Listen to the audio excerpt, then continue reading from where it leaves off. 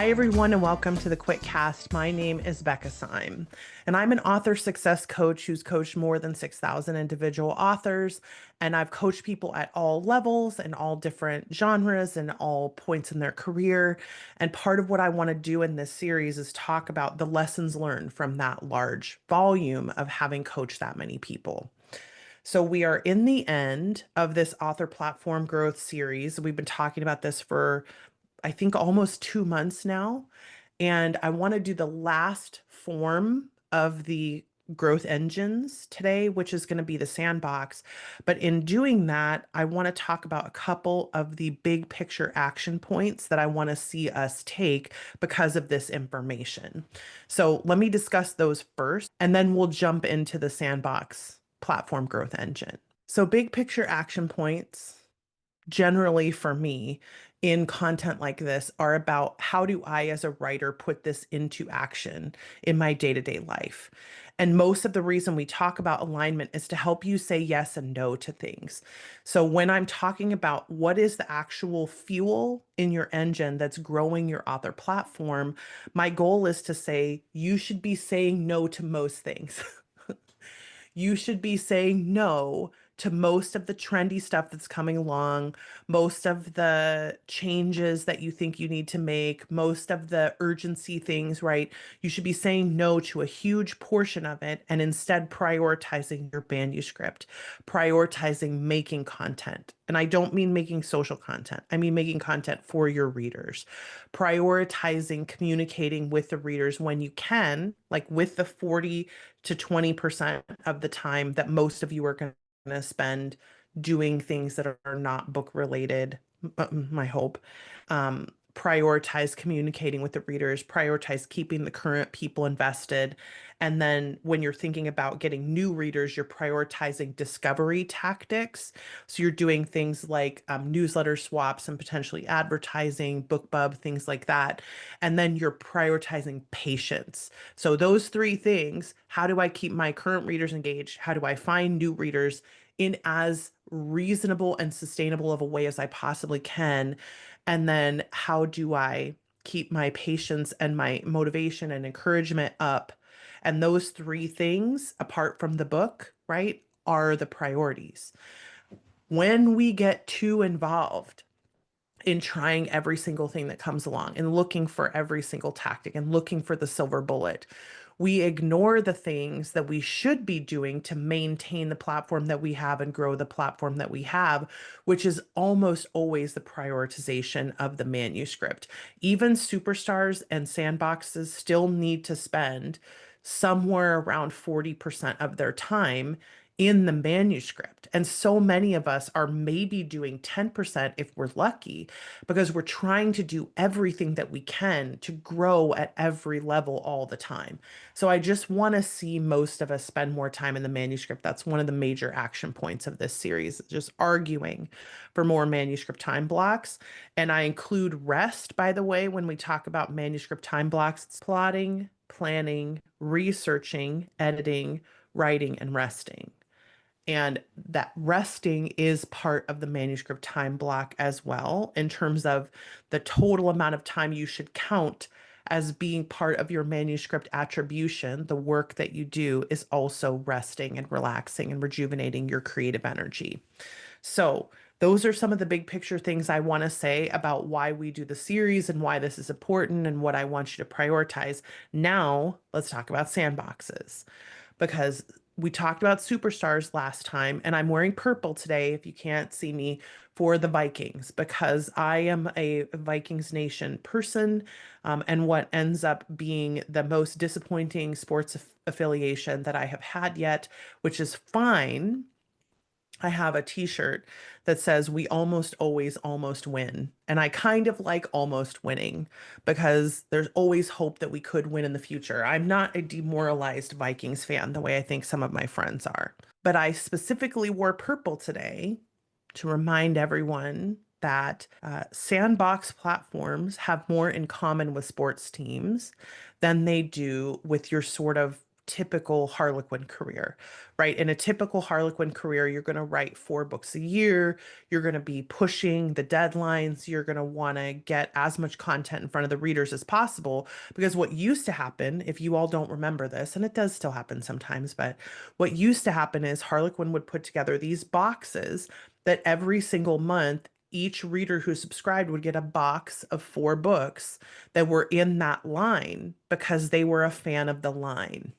So if you were a Desire fan or a Presents fan or whatever you were, you would get a box of these books that had been written by authors every month, and they would be in your line and they would be to your preferences, and it would be a way to keep you engaged in your reading habit throughout the month so that you had enough books that you would probably like in order to read. And then the lines were very curated, right? So it was like, okay, that heat level, well, that's over here, and that, okay, that's over here, right? So they were curated specifically because fans were fans of the content. They were fans of the line, and they knew they were always going to get a consistent, good experience reading those books.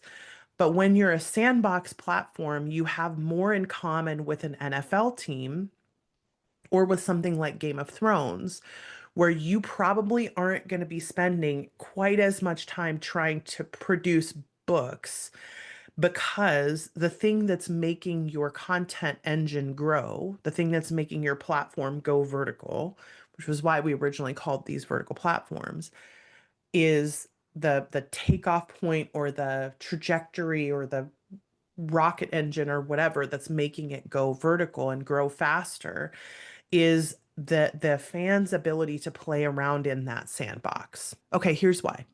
Sports teams, hear me out, just hear me out for a second. Sports teams belong to everyone. Everyone in this collective metro who, I mean, not every single person who lives here is a Vikings fan, but everyone who's a Vikings fan in this collective metro feels a sense of ownership for this team. I talk about them as though they are mine. When they play, it's we are doing great or we are not winning. We almost always almost win, right? That we phrasing for sandboxes is really important because fans feel a sense of identity for football teams, basketball teams, baseball, F1 drivers, things like that, right? They feel a sense of identity because there's something about playing around in that sandbox that fulfills some kind of core fantasy that they have, some kind of id feeling or whatever, whatever language you're going to use to describe what it is that it fulfills. But there's something emotional they want to get out of the experience of belonging to that group, playing around in that sandbox, being part of it, that makes them feel fulfilled in that way. So when you have written something that is a sandbox, people want more of it, then it is your responsibility as a sandbox platform owner to try to give them as much of that access and ownership as you are able to do.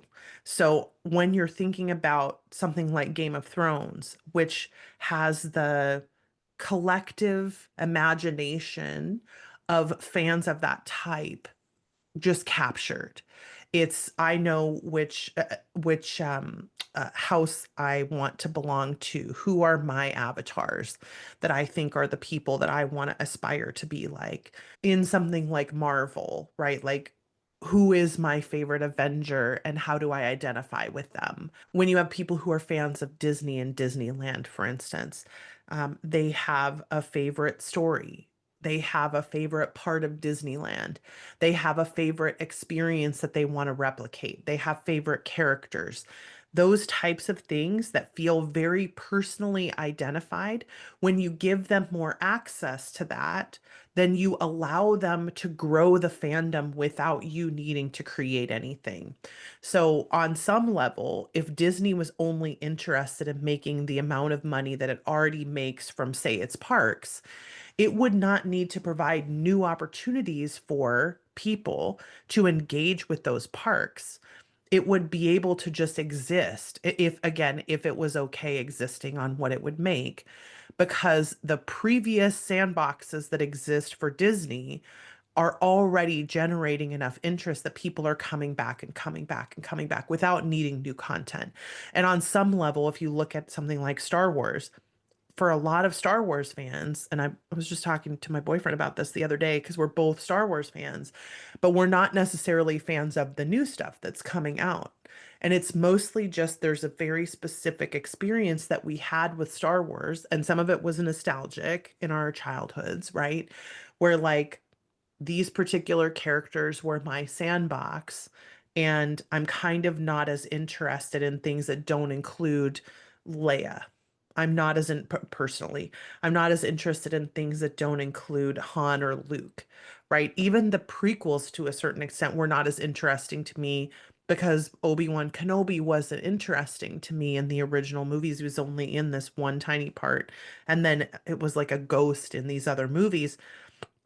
So I wasn't as interested in that sandbox. So there isn't a lot of stuff that you can provide me, but I will continue to go back to that old sandbox over and over if you give me access to it.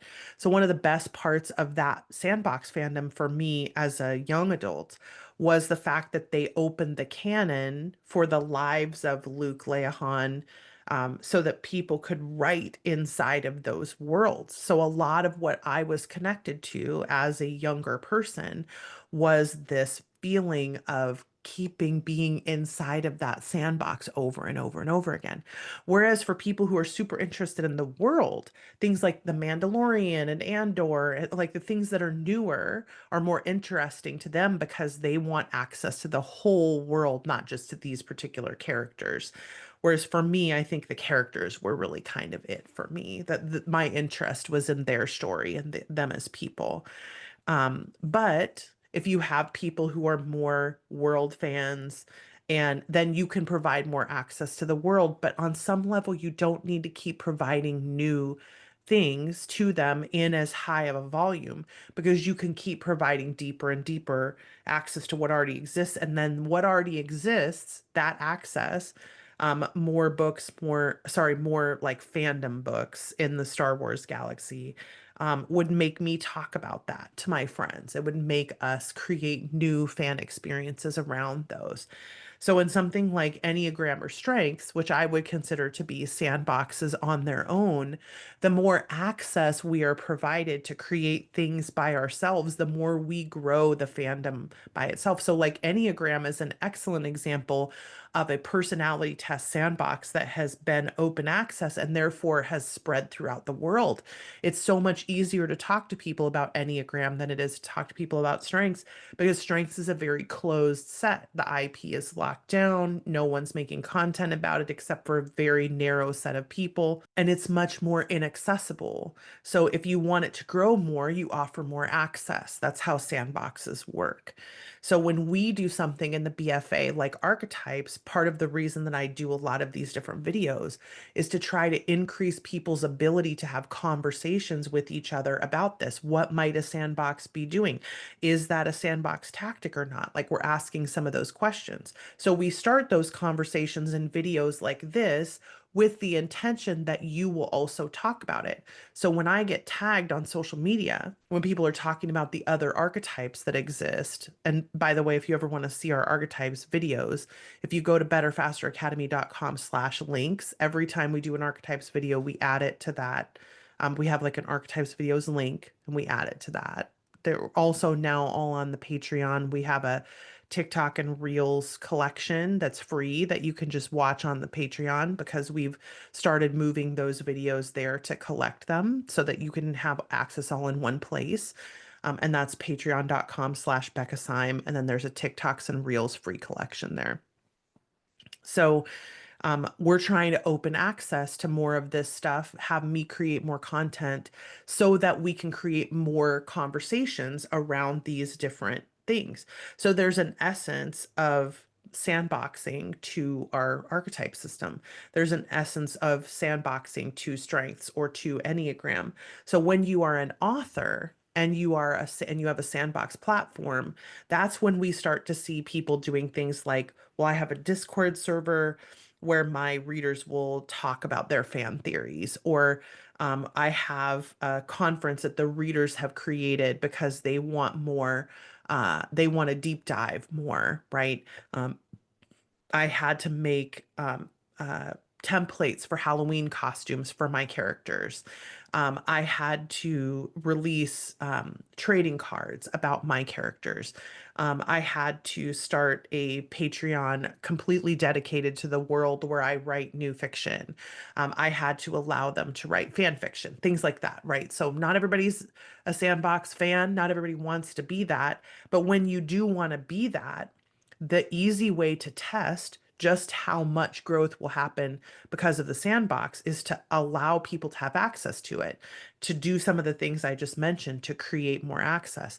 The problem is not every fantasy world is going to be a sandbox. Not every superhero world or mystery world or whatever world is going to be a sandbox. There are a lot of people who are writing in worlds they love with characters they love who will not be able to grow their platforms by sandbox tactics.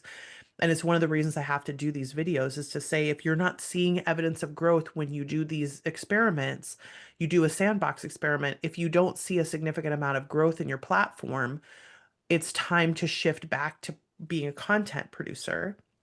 And by that, I mean books or the content, right? In the content production, and stop focusing so much on trying to force the sandboxes, right? Somebody was joking about you can't make fetch happen. And I think that's really the phrase that I think about with sandbox platforms is if fetch is going to happen, it's going to happen. And if it's not, it's not. And the worst thing we can do is try to force fetch to happen. Instead, we want to create opportunities for fetch to happen. And then if it does happen, we want to maximize those opportunities. So have I created a sandbox platform or not? Let's run some experiments and let's see how it grows. So hopefully this has been helpful in understanding the sandbox platform a little bit more. I still have one more video to make about this because we have some hybrid questions, right? About can I be this and this, or, how to tell the difference and stuff like that. So I want to do that. And then we also, of course, have the conference itself that's coming up. We are doing a in-depth platform growth summit where we have other things that are happening in addition to that. Joy pennies, we have some archetype stuff we're doing, some strength stuff. Obviously, we always do strengths work and coaching in our everything that we do. But that is coming up here pretty soon. And then after a reasonable amount of time, we will collect all of that stuff and put it for sale on the Patreon. We're hoping to be able to have our business phases content from last fall be up on the Patreon soon as well. And we've been 6 months out from that. So here's hoping that as we start talking more about these types, that it will help you to make better choices. And I can just save you some time thinking about it and say that what most of you need to do is focus 60% of your time to 80% of your time on writing a new book. And whether that is doing the manuscript time block stuff or resting, some of that also needs to include resting. But we need to be much, much more focused on the things that are really going to grow the platform. And for the majority of authors, again, I'm landing on open the manuscript as the action point. Most of us don't want to hear that, but that is generally the action point. So I'm going to leave you here. If you're not sure what you are, I would focus on being a content driven platform and then maybe do an experiment in either the superstar direction or the sandbox direction. I would make the experiment be very narrow and I would limit it to only one factor that you're testing. So I want to see if I do reels every day for 3 months, if it's going to grow the access to my fan base, if it's going to make me have more discovery for my books. I want to do that by creating some consistency in the experiment, and which is not something that all of us can maintain for forever, but you can do it for a short period of time. And I just want to then see what happens. Because so often when people are coming to me about content and they're asking, what am I? What's going on here? I would say run the experiment and see what happens and be very narrow about what you're testing and be very specific about how you analyze the results. Because if you're doing an experiment on your Instagram and you have 3 months of results before that, you can compare that 3 months to this 3 months and see how much different it really is. And if you're not seeing a significant difference, then we go back to, I got to prioritize writing the books. I got to prioritize writing the books, which might take some increase in patience and some increase in reminding ourselves that we can have success in the future, no matter what the present looks like. But for now, I wanted us to at least understand kind of the core concept of that sandbox, which is capturing fan attention to a point where they want to play around in the sandbox without you, like without you even being part of it. So next time we have a different video, I'm going to try to do this. What if I'm this and what if I'm that and what if I'm a little of each question? And so I hope you will check out the conference if you are interested. And if not, if you can get what you need out of this action point from these 4 videos that we've now done, then perfect. I love it. Go forth and conquer. You don't need to pay us anything or do anything. If you want more information, come to the Patreon or come to the conference. And otherwise, I will see you in next week's Quitcast. All right. Bye, everybody.